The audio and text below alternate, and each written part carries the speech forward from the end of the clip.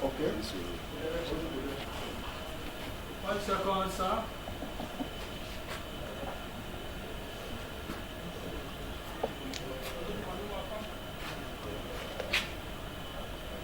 Four, three,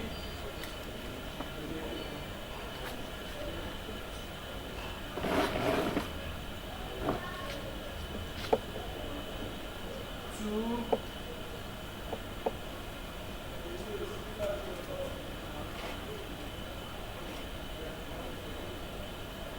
Bismillah.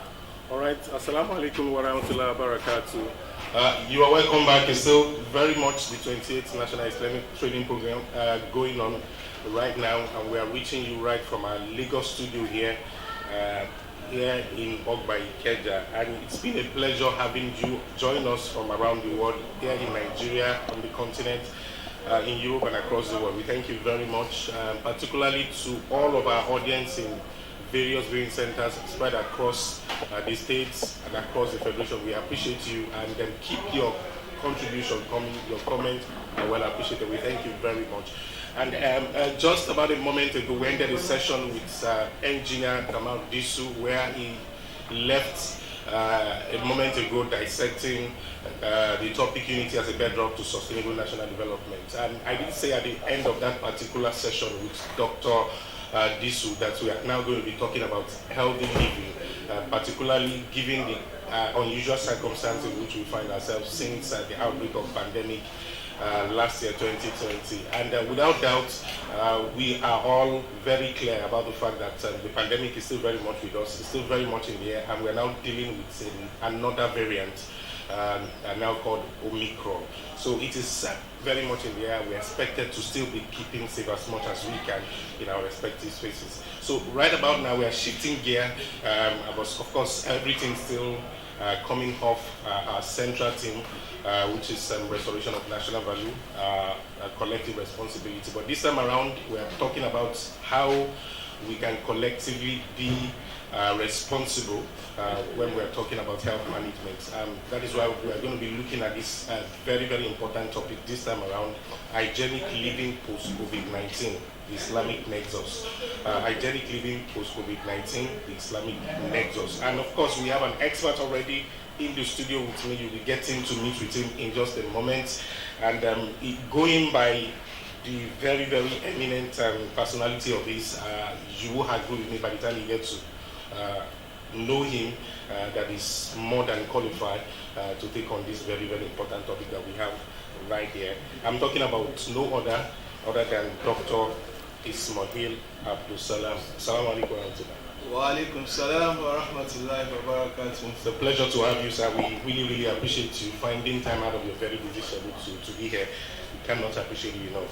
And viewers, Dr. Ismail Abdulsalam for you there again. Dr. Abdulsalam is a consultant, public health physician. He's director, epidemiology, biosecurity and global health. So I'll take that again. He's a consultant, public health physician, director, epidemiology, biosecurity and global health of the Lagos State Ministry of Health. And he's also an incident manager of the... Okay, the incident manager, okay. He's the incident manager, the Emergency Operations Center, COVID-19 response of Lagos State. So there you have Dr. Abdulsalam. You can now understand how much of an expert we have on our hands. So he's going to be taking the topic yet again, hygienic living post-COVID-19 Islamic nexus. So I'm going to hand you over to him. We have the next 50 minutes or thereabout to spend with him, and I pray Allah make it easy for him. أعوذ بالله من الشيطان الرجيم بسم الله الرحمن الرحيم الحمد لله والصلاة والسلام على أشرف المرسلين سيدنا محمد صلى الله عليه وسلم وعلى آله وصحبه أجمعين. أيها الإخوة السلام عليكم ورحمة الله وبركاته. وعليكم السلام ورحمة الله وبركاته. Alhamdulillah Rabbil Alameen. Thank you for inviting me, giving me the privilege and the opportunity to speak on this very important topic. The topic reads hygienic living post-COVID-19, but I've changed it to living in a COVID-19 era. We are not yet in post-COVID-19. COVID-19 is still very much around us. I know by the time this topic was conceived, we are almost going out of the third wave. But fortunately or unfortunately, we have another variant of the virus springing up and then increasing the number of positive cases and also increasing the number of turmoil all over the world. We have had different kinds of protocol restrictions and banning of countries or flights and co. So it's still very much relevant for us to have discussion on it. Very much everyone is now an expert in COVID-19 in terms of management, in terms of prevention. But we'll quickly go through these highlights that we have here just to remind us of what COVID-19 is all about, what we are expected to do at this time, what Islam also, provisions that Islam also made for a period of pandemic. Introduction is very simple. By now we all know that COVID-19, coronavirus disease is an infectious disease caused by what we call SARS-CoV virus, SARS-CoV-2 virus. That is scientific terminology. But again, this virus is the one causing COVID-19. We have several coronaviruses causing different kinds of diseases, but this is quite different. And we all remember how this COVID-19 pandemic started, from Wuhan in China in December 2019.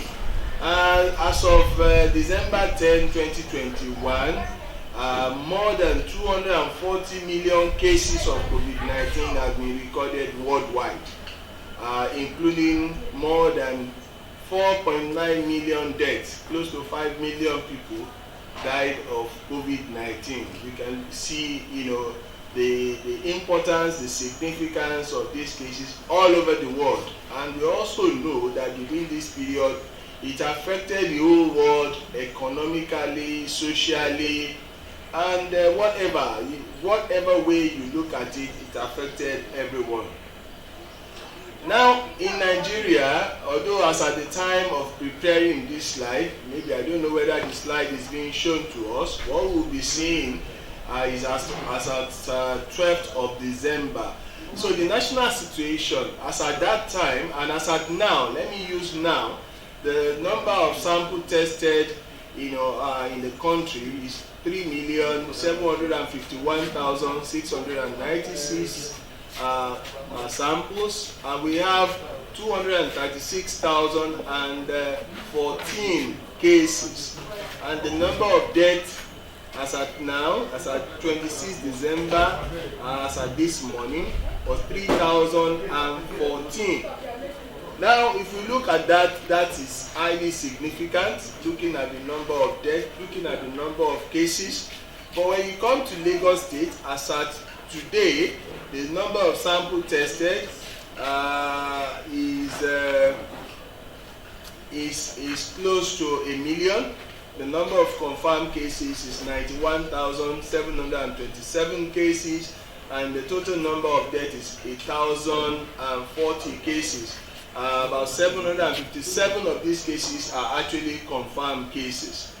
Now, it's very important at this point in time. I know every one of us must have heard of it, but we need to know, to remind ourselves about the mode of transmission of COVID-19. Well, mostly is by droplet. When you cough and you get the droplet, anyone who comes into contact with it within 1 meter will definitely or might develop respiratory symptoms, which we know, coughing, sneezing, and cold. And transmission can also be through formats, the things we use around us in our immediate environment, our table, our chairs, and all other things. We might come into contact with the surfaces, and this can also be responsible for the infection. transmission of the COVID-19 can also occur by direct contact with infected people. That is why we have person-to-person transmission. And that is why we talked about other measures that we'll talk later on during this particular presentation. Well, very important, I know by now, if they ask any one of us what are the signs and symptoms of COVID-19, I know over 60 to 70% of people around would have contacted COVID-19 without knowing. Some of us do not even do tests, so we will not know, and we think it's mild, ordinary malaria. You have cough, you have fever, you have headache, you have joint pain, you use anti-malaria and it goes. For people whose malaria did not subside, they feel that the doctor will say, okay, can you test yourself for COVID-19? So you can see the number of cases that we have missed. I just have malaria, I have cold, and I'm okay. It's COVID. It has not been tested. So cough, fever, shivering, it has symptoms that are similar to all other illnesses that we know. So it's very difficult for you to say that it is not, really COVID, especially at this point in time. But people that, have one forms of persistence of symptoms, maybe they have persistence of sore throat, persistent headache, difficulty in breathing, that will make them to need, required oxygen. That is when this one is likely to be COVID. So loss of taste, loss of smell. Some of us have it for a short while and it goes, but it's COVID. And we didn't bother to test. Don't let me test that. Let me start using, because all of us are now doctors treating COVID-19. We use different kind of teas, we use different kind of apps, diarrhea, running nose, fatigue. So those are the signs and symptoms. It's still there. We still have these symptoms. Definitely now we are talking of Omicron virus. The symptoms are not different. The only thing about the variant is that the variant has a very high level of transmissibility. It can easily spread fast from one person to another. A lot of research is still going on to see the incubation period, according to what has been observed, is very short. Maybe within 2-3 days you come into contact with somebody who has it, you develop it again. The next person to you develop. So, but again, what has been observed is that it appears as if the severity of this particular variant is very mild, and that's why we have not had, high increase in the number of admitted cases in our facilities. Having said that, it is important for us to go through the prevention and control of COVID-19. So when you say we want to prevent and control COVID-19, we all know, and there are a lot. They talked about non-pharmacological intervention. Well, what that means, pharmacology is that something that has to do with using drugs and co. But when you are not taking drugs, what are those measures that you are using? Number one is that we need to maintain a safe distance from others, at least 1 meter, even if they don't appear to be sick. Because some people are asymptomatic, they don't even have any symptoms. But when they are tested, they are positive for COVID-19. How do you explain that? They don't have symptoms, but they carry the virus. So don't say that the person before me appears to be healthy, so I don't need to observe any forms of social distancing. You still need to do that because we are in the period of pandemic. Wearing a mask in public, especially indoors or when physical distancing is not possible, is very, very important. Even up till now, I know some people felt, why should I wear? I'm tired of these things. It's very shocking. But COVID will be more shockier than that if we don't observe those ones. And then it's also important that we should choose open, well-ventilated spaces over the closed ones, especially even when we are doing anything. Open a window if indoors. Open your window, allow ventilation to come in, and then make sure that you observe hand washing. Clean your hand often, use soap and water, or use hand sanitizer. Very importantly, another one I will talk about, which I will still repeat along the presentation, is vaccination. Vaccination is very, very important. And now they are carrying it all around. They are begging people to come to vaccinate. And you can see what is happening all over the world. We discussed that again with respect to that. And then we should observe a very, very good etiquette. When we are coughing, we should cover your nose, cover your mouth. You can cough into your bent elbow, and you use tissue to also cover it. And then when you know that you are sick, some of us work in offices, we work in different places where we are exposed to people. When you know that you are feeling sick, it's better for you to stay at home so that you don't, spread the infection to others. Now, the diagrams that we have, I don't know whether we are projecting. Oh, we are not projecting. I had the presentation, I don't know, would have shown to us the correct method of wearing the face mask. Some of us will wear our face mask and we wear it to cover the mouth and expose the nose. This is not the correct way of wearing the face mask. Some people will put the face mask and hang it like this. That is not the correct method of wearing the face mask. Or you cover your nose. Some people will do like this and then they use the mouth to talk. It's wrong. But you have to cover the nose and you cover the mouth, and this is the correct method of wearing the face mask. It's very, very important for us to note that. Again, observance of social distancing is very, very important. We've talked about it, 1 meter. I was thinking that we have the pictorial representation in my presentation so that you can see and follow. And then proper hand washing with soap and water is also demonstrated in this diagram as well. We need to wash our hands starting from the palm to palm. We go in between our fingers and then we go to the back of the hand, the base of the thumb as well, and then the back of the fingers have to be washed. The fingernails, we are all these places we can have dirt, hiding there. We can, and then your wrist as well, you have to wash it at the end of the day so that you properly wash your hand. Now we go into the Quran to look at what the Quran said about it. We know that 5 times in a day for the obligatory prayers we go to perform prayer, but very important, the prerequisite is for us to perform ablution. We wash the different parts of our body, especially the faces, the hands, the elbows, and co.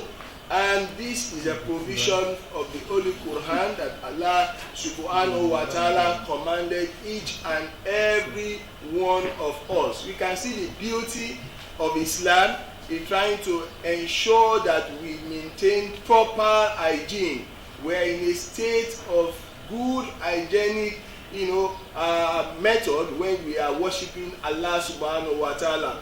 This is very, very important, and it still emphasizes what the Holy Prophet Muhammad sallallahu alaihi wasallam said, that cleanliness is half of our faith. Cleanliness is half of our faith. So as a Muslim, you need to be clean all the time. You need to observe good hygienic practices. The same thing with other forms of method that we talked about. Now, very importantly, what are the benefits of getting a COVID-19 vaccine?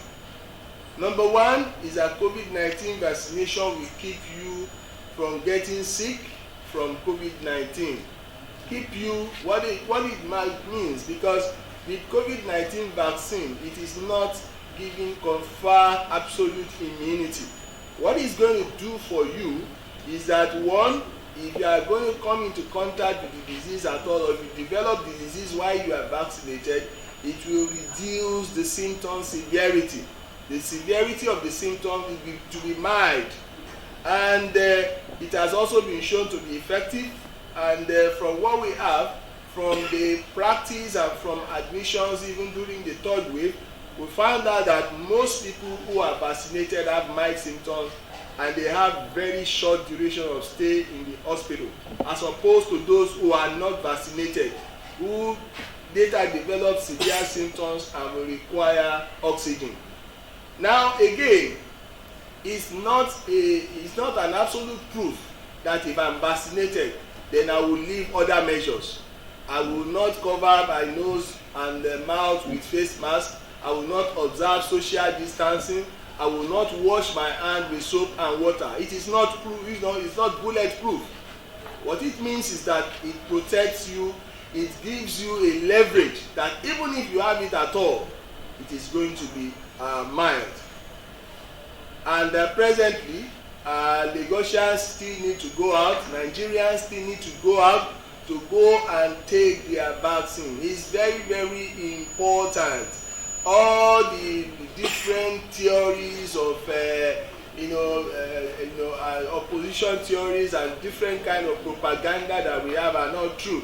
So let's go out, let's take this vaccine. Even presently, some of us who are fully vaccinated, the booster doses are also available. So we should go and take these booster doses, and we have all the different centers in Lagos State and different parts of the state in Nigeria where you can obtain these vaccines. Well, it's very important at this point in time while talking about COVID-19 for us to talk about international travel protocols, because so many Nigerians, what they cannot do outside the country, what they cannot do in UK, in US, Europe, and the other places in terms of observing the strict protocols for COVID-19, especially the international travel protocols, when they come back to Nigeria, they don't observe this. For inbound passenger, all passengers in Nigeria are to provide evidence of and comply with the following rules. Number one, you need to do COVID-19 PCR test 48 hours before departure. This also depends on the country you are traveling to. Some country can tell you 72 hours before departure you should get this test done. Please and please, 50,400 naira for somebody who is spending millions of naira to travel is not too much. And we have observed that most people patronize the quacks who will go and forge results for them. And some of them have been embarrassed outside the country because there is a code for checking the authenticity of these results and the lab where these tests are done. So please go to the approved private laboratories in the state where you reside to go and get these tests done, so that you don't get deported back to your country because of fake COVID-19 results. Again, post-arrival day 2 COVID-19 PCR test is also very, very important. Some we have to isolate. Those that are not vaccinated or partially vaccinated, they have to do self-isolation for 7 days. And then day 7, post-arrival exit PCR test also has to be done for those who are unvaccinated. I'm repeating this and stressing it very, very much because as at now, we have so many people who are flouting this law. People coming into the country and not doing their day 2 test. In Lagos State now, we have mobile courts. You don't do your test on day 2 that you come back into the country. That is even when you are fully vaccinated. Then you are to face the mobile court. You are going to pay fine and you are going to do the test again. And if you fail to show up, your international passport can be blacklisted for the next 1 year. That person will not be able to travel outside the country. Very, very important for us, to observe this. And for outbound passenger, they need to provide valid evidence of full vaccination against COVID-19 or negative PCR test within 48 hours from the time of boarding, depending on the country where they are going to. This is very, very important. And as Muslims, we know that it is important for us to observe this, because for Muslims, we have Islamic protocol for general conduct during pandemic. Prophet Muhammad sallallahu alaihi wasallam recommended as a day that during play, Muslims should limit all mobility, traveling, visiting each other, and avoiding the sick. I want to stress that if it is not very, very important, so emphatic for you to travel at this point in time, you will agree with me that the stress of traveling during this COVID-19 era, of going for holidays, of coming back, of spending money is more.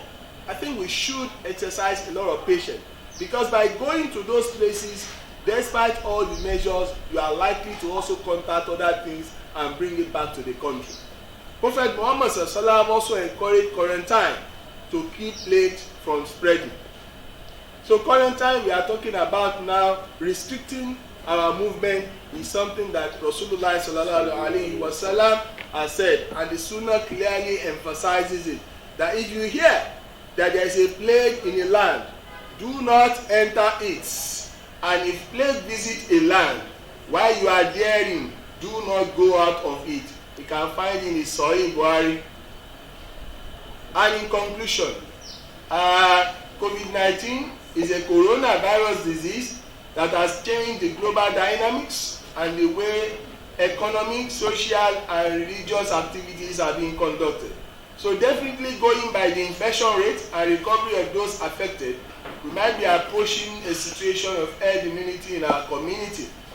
So it should be noted that the pandemic is still very much on, as the virus keeps on mutating, producing different variants.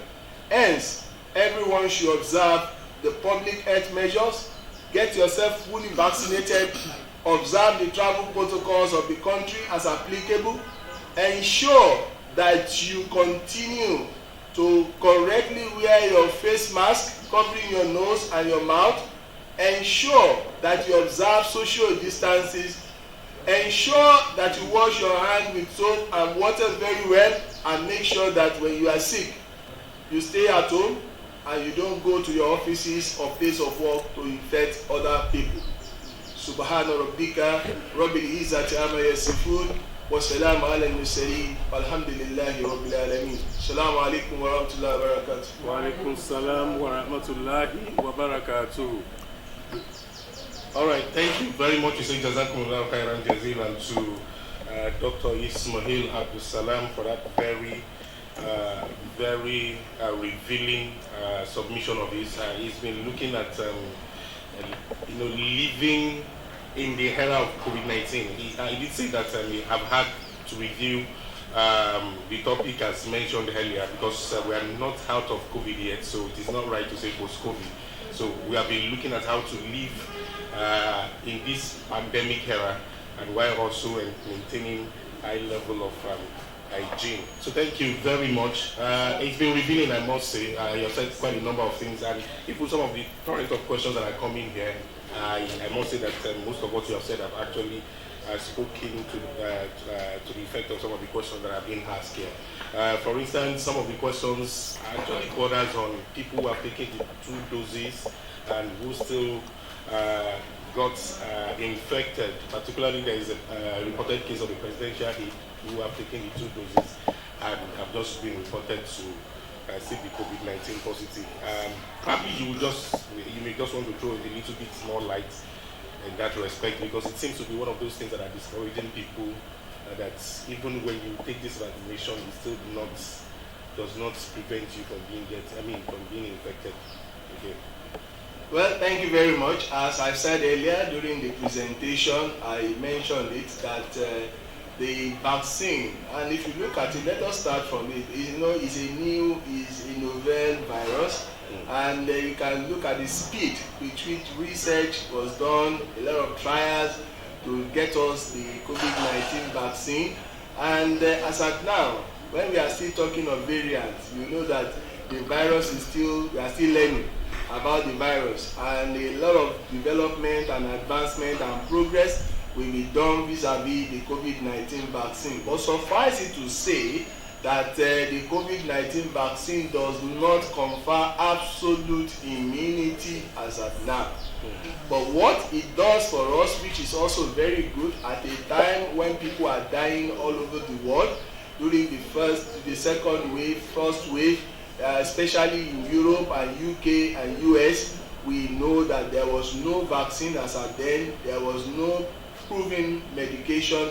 But as at the time we have the COVID-19 vaccine, we can see that the rate of infection reduces, the level of the positivity rate also reduces, and people can go about their normal life. Even the death rate also reduces, meaning that the vaccine that we have has been able at least to reduce the severity of the infection. protection. So for people who are taking the first dose or taking the second dose, coming down with the virus is not new. It's part of what we have experienced. But again, as I've said earlier, if the person who came down with the coronavirus did not have any other underlying diseases that can worsen the situation, in most cases, most of them recover very quickly, and they have a short length of duration of stay in the hospital. So it is not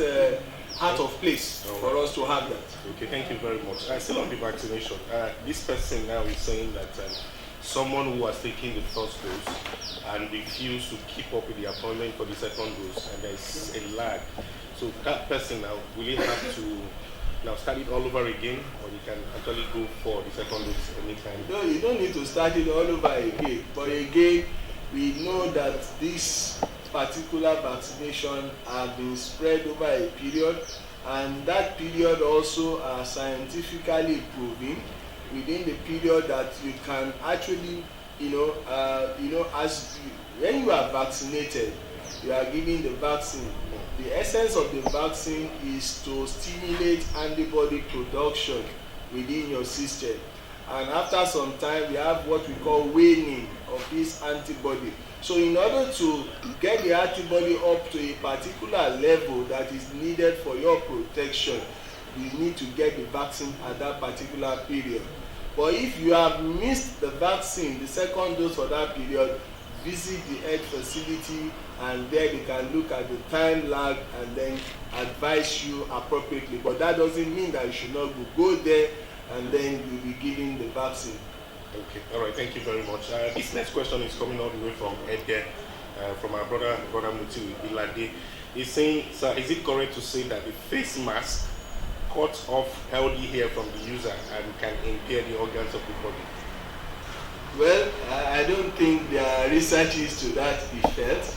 Okay. The face mask we are using, they have pores where air can come in and go out.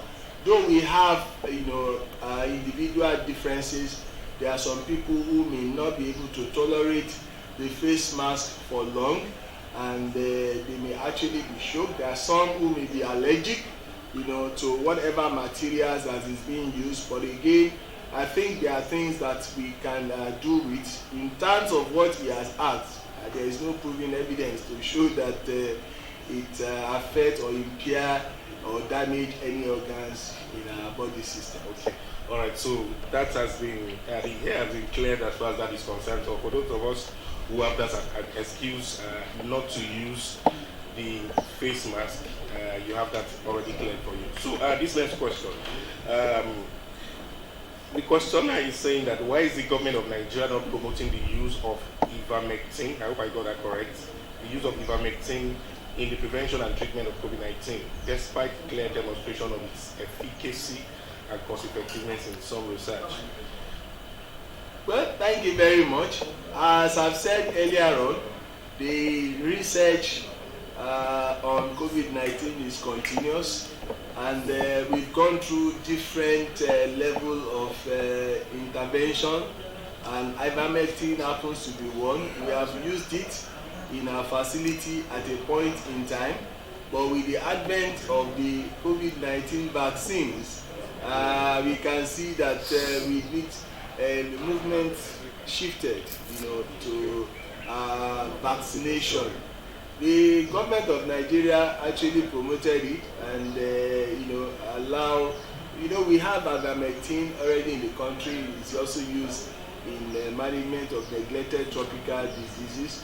But again, as far as Lagos State is concerned, at the time we procure a lot of it to use for the treatment of people with COVID-19. But with COVID-19 vaccination, we have moved ahead of that. And then all over the world now, again, too, you can see that everybody is talking about, the COVID-19 vaccination.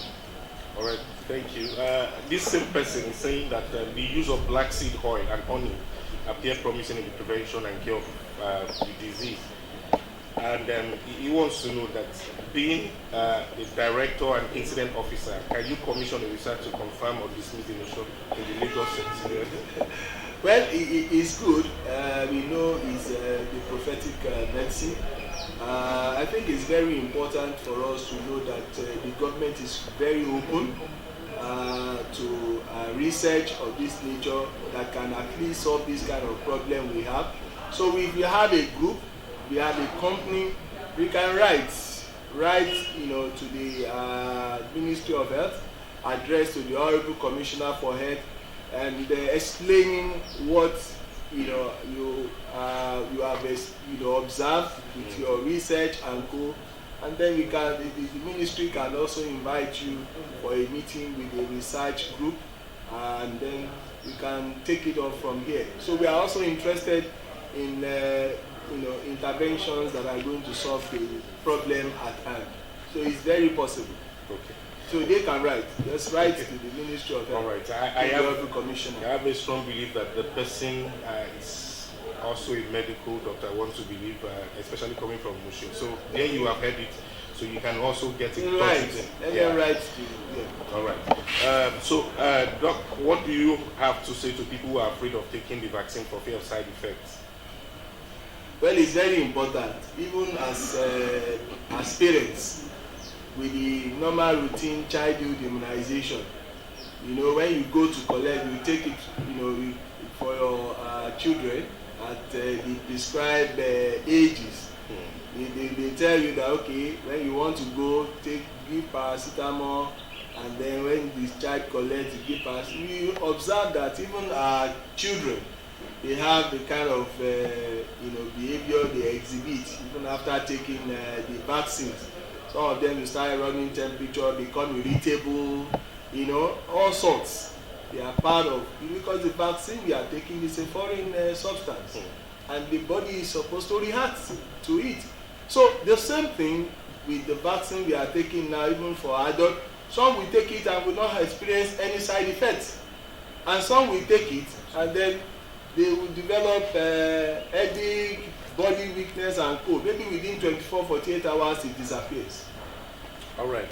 Thank you very much. There are some questions here that borders on the conspiracy theories around the advent of COVID-19 itself. I don't know if you'll be interested in taking that. Like this question, all the way from Akure, is asking to know if China is really responsible for the outbreak of the virus, or it's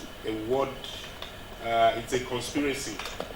So that is what he wants to know. And I know that a lot of people actually goes about with this kind of notion. So probably to be an opportunity. Well, as far as health is concerned, and globally, from what we also recognize through the World Health Organization, the first case of COVID-19 was diagnosed in Wuhan, China. The international policies and co are not for our session. So if we have the international policies and discussion, then they can go into those sessions, and then we can have valid explanation for whatever happened. All of them are theories, as you have said. They are not proving evidences, and it's not impossible that such theory exists. But within the limit of our discussion, it's very important how we'll be attacking it from the health angle, that the first case was confirmed and discovered in Wuhan, in China. All right. So thank you very much. The next question here, I think this person is sharing his experience on the vaccination. He's saying that after the first dose, I guess when the person went back, there were a lot of turn-off because he was being told that the second dose is not available, and it seems to be, it's not an isolated case of his alone. So in that situation, what are we expected to do? Well, I know that nationwide, we get the vaccine, all the states get the vaccine from the federal government through the National Primary Healthcare Development Agency, and at any point in time, the number of vaccine and doses are already known. So for the first dose, the vaccine will be administered to those who will be able to get the second dose. If you have 500,000 doses, maybe for 250,000 people, only 250,000 will be vaccinated during the first phase, and the remaining 250 need to come for the second phase, because it's going to be useless. It's going to be waste, of resources and co if you had the first dose taken and you cannot get the second dose. Probably there was a mix-up on the way, but as far as the states are concerned, those are the measures that are taken to ensure that everyone who gets the first dose will get vaccinated for the second dose. And as far as Lagos State is concerned, I know that those are the measures. Except I don't know if they did not go for the second dose as at when due. And most of these vaccines too also have lifespan. The time some of them can expire. So within the period that you're supposed to get the vaccine, you're supposed to have been there. Unless if the person did not go at the right time, the vaccine will be properly administered as it will be. Okay. All right. Thank you, Doctor. Doctor, can you confirm that we actually have fake vaccines? This person is saying that there have been reported cases of fake vaccines donated by foreign donors.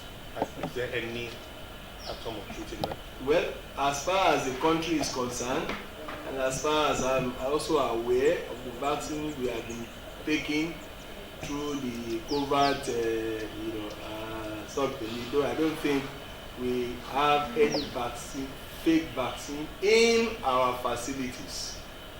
Now, with the booster doses and with the mass vaccination campaign that is going on, the private health facilities have also been involved, so that people who wish to go to private health facility pay for the services, not pay for vaccine.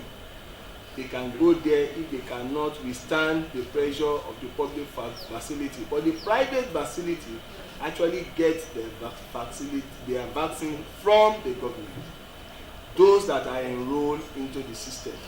So I'm not aware of the fake vaccine that you're talking about. Okay, so for the questioner, that is yet to be proven, except you have any substantial evidence to prove that we have the existence of fake vaccines like you have put in your question. I think this is the very last question that we have for now. This questioner would like to know, what is the age range for the children that can take the vaccine? Well, as far as the country is concerned now, I don't think the protocol has changed. Okay. Those that will be vaccinated will be 18 and above. Anyone below 18 will not be vaccinated. Secondly, pregnant women too are not, eligible for the vaccination. Okay. Maybe later, depending on research findings and other things, it may be reviewed downward. Okay. But 18 and above are those that are eligible for vaccination. All right. So thank you very much, Doctor. I think that will be about the much that we'll be able to take here. Again, we have been having in the studio with us Dr. Ismail Abdulsalam, as we have been looking at living in the COVID-19 era, the Islamic nexus. We are taking a whole lot of questions. I know we cannot take enough, but our time is fast spent, and we just have to leave it here. But the most important thing to add is that we're still very much in the pandemic era, and we have that responsibility to ensure that we do not only keep safe, but also ensure that people around us are also safe from getting infected. And for those of you who have a whole lot of conspiracy theories around vaccination, the COVID-19 itself, you have heard it from the experts, and all of that has actually been, all the air has been clear as regards all of those. So we need to be responsible, live responsible, especially as Muslims. All of those etiquette that we're supposed to observe, which is also in line with the COVID-19 protocol, we need to actually keep up with all of those to ensure that we keep our world safe until we'll be all done with COVID-19. So thank you very much, Dr. Abdulsalam. We appreciate Thank you for having me. It's always a pleasure. And I think that's how much we'll be able to take on this session. In about a moment, we are going to continue from here as we have another session coming up in a couple of minutes from now. So until that time, don't you go nowhere, we'll still be back with you. Assalamu alaikum wa rahmatullahi wa barakatuh.